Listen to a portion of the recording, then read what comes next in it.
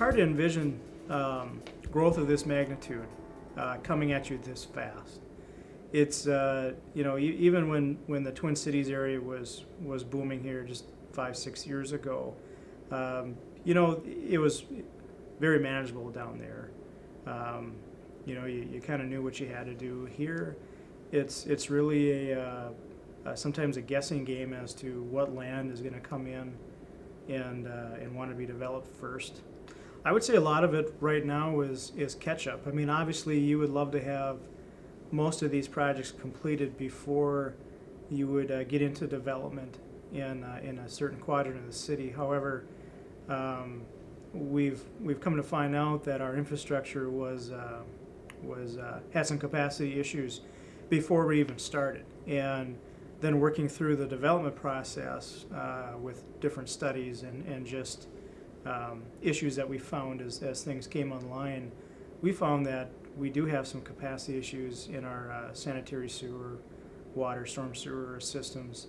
Obviously, everybody has noticed that traffic is getting more congested on certain arterials within Minot. And then we have a whole myriad of transportation improvements all over the city in every quadrant to bolster our system so that we can get goods and services and people moving throughout the city. If we had unlimited funding sources, we would build all those projects as they're listed in that capital improvements plan. However, because we don't always have all the funds available, we list those projects there in the year that they should happen to continue to facilitate the growth of the city. In the existing parts of the city, in some places we're in great shape, and others we need some work. And downtown was one of them. We have a lot of obviously older utility systems there. They were put in in some places in the early 1900s, so they're over 100 years old. If funding wasn't an issue, the next step obviously you have to work through is designing all those things. And going through the permitting, some of it's federal, some of it's not, so there's different processes you have to work through, all important, but they all take time. And once you work through those things and you have a plan ready for bid, then it's finding a contractor that can do it.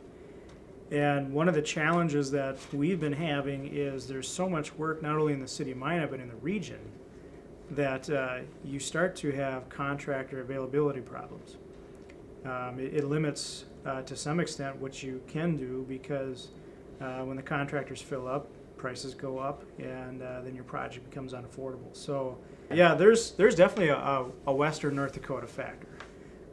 We're seeing anywhere from 40 to 50% higher construction prices than you would in eastern North Dakota or somewhere in Minnesota. A lot of that has to do with when the contractors come here, they had to find housing.